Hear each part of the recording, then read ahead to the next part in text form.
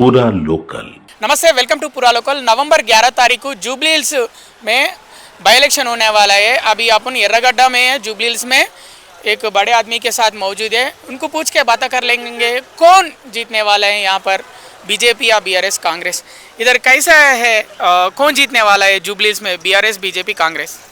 अब देखो, हमारे पास तो कांग्रेस को वोट करेंगे, हम लोग कांग्रेस को लेंगे क्योंकि स्टेट के अंदर भी कांग्रेस गवर्नमेंट है। अब अदर पार्टीज़ के एमएलए को लेंगे तो फिर और जो डेवलपमेंट्स है फिर रुके हुआ है। अब तक जो है 2 साल से गोपीनाथ यहाँ पर एमएलए थे, 2 बार। हाँ, 2 बार से एमएलए थे, 2 साल फिर जीतने के बाद भी आए। कांग्रेस गवर्नमेंट आने के बाद भी गोपीनाथ जीते इधर। जीतने के बाद में कोई डेवलपमेंट्स नहीं हुआ हमारे पास। और केसीआर का प्रॉब्लम ये है कि केसीआर जब 2014 के अंदर तेलंगाना लिए कि तेलंगाना की पब्लिक को डेवलप कर दो मुल्क के लिए, लेकिन तेलंगाना की पब्लिक पूरा बैकफुट पे चली गई। अदर स्टेट्स के लोग आके हैदराबाद के अंदर डेवलप हो गए। गच्चीबौली के अंदर जाके देखिए आप, पूरे नॉर्थ इंडियंस है। कुकटपल्ली साइड पे पूरा आंध्रा वाले, संगारेड्डी तक का पूरा आंध्रा वाले अपनी प्रॉपर्टीज़ खरीद रहे। उनके आंध्रा वालों की प्रॉपर्टीज़ यहाँ पे भी है और आंध्रा के अंदर भी है। और तेलंगाना का जो लोकल आदमी है वो बैकफुट पे चले गया और रोज़ाना पीछे जा रहा उसको। तो उसके बारे में गवर्नमेंट के पास क्या पॉलिसीज़ है? तो केसीआर की वजह, केसीआर तेलंगाना लेने के बाद में तेलंगाना के साथ जो वादे करे थे पब्लिक के साथ, वो वादे पूरे नहीं करे। अब कांग्रेस गवर्नमेंट से थोड़ी उम्मीद है हमको। रेवंत रेड्डी अच्छे सीएम है, उनकी उसमें यहाँ पर की पब्लिक डेवलप होंगी बोले सर की एक उम्मीद दिख रही। और जो हमारे उलमा है, स्कॉलर्स है, जो बड़े हैं, वो भी कांग्रेस को इलेक्ट करके लाओ बोल रहे हैं। लेकिन बीआरएस वालों ने बोल रहा है कि हम लोग शादी मुबारक दिए और रमजान का तोहफा भी दिए बोल रहा है। लेकिन अभी कांग्रेस गवर्नमेंट आने के बाद रमजान का तोहफा नहीं है, शादी मुबारक भी सही से नहीं दे रहा बोल रहा है। अब क्या बोलते हैं अभी इसके बारे में? वो मुबारक, शादी मुबारक स्कीम से जो है कुछ फ़ायदा होने वाला नहीं है। वो एक जने, लेकिन लोकल पब्लिक डेवलप होना है सर। हाँ, इशू लोकल पब्लिक का है। आप उसको डेवलप कर दो, उन्हें कई जनों की शादियाँ कर देता, उन्हें किसी को हेल्प कर देता उन्हें। आप उसको और बैकफुट पे करके आप 2 साल में एक मरतबा कपड़े दे रहे, साल में एक मरतबा किसी गरीब बच्ची की शादी करा दे रहे, 1 लाख रुपए दे रहे। तो उसको आप, इसका मतलब क्या है, पैसे देंगे, ऐसे स्कीम्स देंगे, उसको और पीछे करते चले जा रहे। आप उसको ऐसा कोई कारोबार दीजिए जिसकी वजह से उन्हें खुद डेवलप होना। जितनी गवर्नमेंट के प्रोजेक्ट्स है उसके अंदर तेलंगाना की पब्लिक को फर्स्ट प्रिपेयर करना।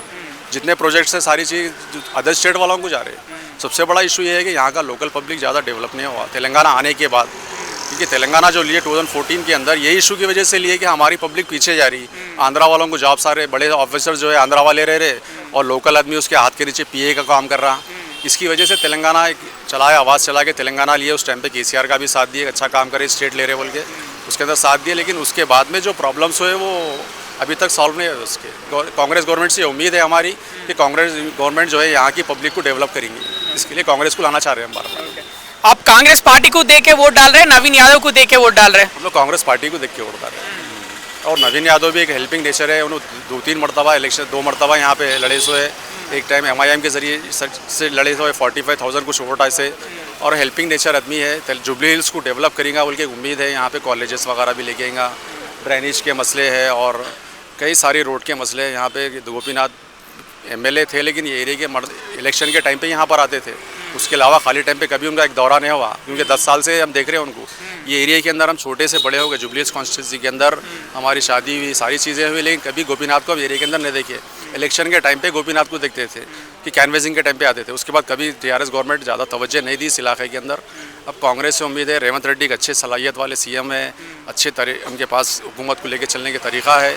अब रेवंत रेड्डी से उम्मीद है, देखो रेवेन्यू जितना है वो रेवेन्यू के हिसाब से गवर्नमेंट चलेंगी। अब गवर्नमेंट के पास रेवेन्यू, केसीआर गवर्नमेंट बहुत सारा लॉस कर दी स्टेट को। रैतू बंधु ऐसे कुछ जो फॉल्ट स्कीम्स है उनके, उसकी वजह से स्टेट को बहुत ज़्यादा नुकसान हुआ।